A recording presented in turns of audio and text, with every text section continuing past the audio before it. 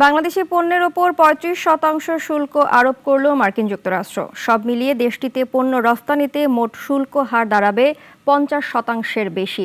এতে রফতানি খাত বড় দুর্যোগের মুখে পড়তে যাচ্ছে বলে মত ব্যবসায়ীদের। বাণিজ্য কূটনীতিতে সরকার চরম ব্যর্থতার পরিচয় দিয়েছেন বলে মনে করছেন কেউ কেউ, যদিও ট্রাম্প আলোচনার সুযোগ আরও ১ মাস উন্মুক্ত রেখেছেন। সাইদ আরমানের রিপোর্ট। আজিম গ্রুপ দেশের প্রথম দিকের তৈরি পোশাক কারখানাগুলোর একটি। একসময় রপ্তানিমুখী কারখানাটির ৯০% পণ্য রপ্তানির গন্তব্য ছিল মার্কিন যুক্তরাষ্ট্র।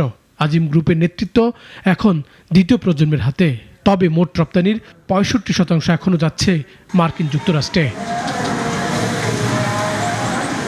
কেবল আজিম গ্রুপ নয়, পরিসংখ্যান বলছে বাংলাদেশের রপ্তানি আয়ের প্রতি ১০০ টাকার ২০ টাকার কাছাকাছি যুক্তরাষ্ট্র থেকে পাওয়া যায়। ২০২৪ সালেও বিশ্বের শক্তিশালী অর্থনীতির দেশটিতে বাংলাদেশের রপ্তানি ছিল প্রায় $৮ বিলিয়ন। একক দেশ হিসেবে মার্কিন যুক্তরাষ্ট্র বাংলাদেশের পোশাকের সবচেয়ে বড় বাজার। তবে এবার রপ্তানিকারকদের পড়তে হবে দুর্যোগে, পাড়ি দিতে হবে মহামারী, কারণ বাংলাদেশি পণ্যে ৩৫% পাল্টা শুল্ক আরোপ করল দেশটি। ট্যারিফ মিটিগেশন বা সেটেলমেন্টের এত গ্রেভ একটা ম্যাটার যে হয়তো একটা এপিসোড অফ ডিসকাশনেই ওভারকাম হয়ে যাবে, এটা likelihood I would like to say is less আর কি। এতে তো যাই হোক, যদি এখনও যদি সাকসেসফুল আউটকাম না হয়ে থাকে, I would request the government to continue trying. মার্কিন প্রেসিডেন্ট গত এপ্রিলে তার বাণিজ্যিক অংশীদার দেশগুলোর উপর পাল্টা শুল্ক আরোপ করে, তবে কার্যকরের দিন তা স্থগিত করেছিলেন ৯০ দিনের জন্য, যা শেষ হচ্ছে ৯ জুলাই। তার আগেই মার্কিন প্রশাসন তাদের পদক্ষেপ জানাতে শুরু করলো।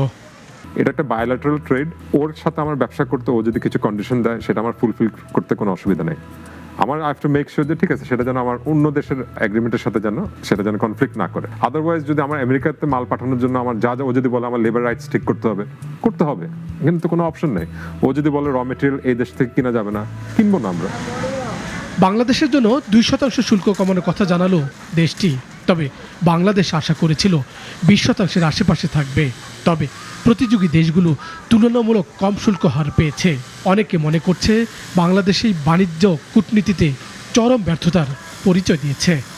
আমাদেরকে ইনভলভ করা হয় নাই, এটা সরকার বলছেন যে এনডিএ, নন ডিসক্লোজার এগ্রিমেন্টস, এবং that is G2G, government to government. যদি এরকম হয়ে থাকে তাহলে যে কোনো চুক্তিকে অনার করা উচিত। এটা নিয়ে আমরা খুব বেশি ওরিড না যে আমাদেরকে জানালেন না কেন। দিনের শেষে ওনারা যদি সফল হয়ে আসতে পারেন সেটাই আমরা চাই, এবং আমাদের পক্ষ থেকে যেসব তথ্য উপাত্ত চাওয়া হয়েছিল সেটা আমরা দিয়েছি। আমাদের কনসার্নটা আমরা সরকারের কাছে জানিয়েছি। নতুন শুল্ক হার জানালেও আলোচনার সুযোগ খোলা রেখেছেন ট্রাম্প। আগামী ১ আগস্ট থেকে কার্যকরের পাশাপাশি বলছেন কোনো দেশ যদি বিকল্প প্রস্তাব নিয়ে আসে আর তা যদি তার পছন্দ হয় সেটি তিনি করবেন। মার্কিন যুক্তরাষ্ট্রে যদি সংকোচন হয়, তাদের অর্থনীতি চাহিদা যদি কমে, তাহলে কিন্তু সবারই সেখানে রপ্তানিও কমার আশঙ্কা থেকে যাবে। বিশ্ব বাণিজ্য অনিশ্চয়তা যেটা সৃষ্টি হয়েছে, তার ফলে সেখানেও একটা সংকোচনমূলক একটা চাহিদা সৃষ্টি হবে। এটার ফলে সামগ্রিকভাবেই আমাদের তৈরি পোশাক বিশেষ করে সেটা চাহিদার উপরে এটার একটা নেতিবাচক প্রভাব পড়বে। আলোচনার পাশাপাশি হুমকিও দিয়েছেন মার্কিন প্রেসিডেন্ট।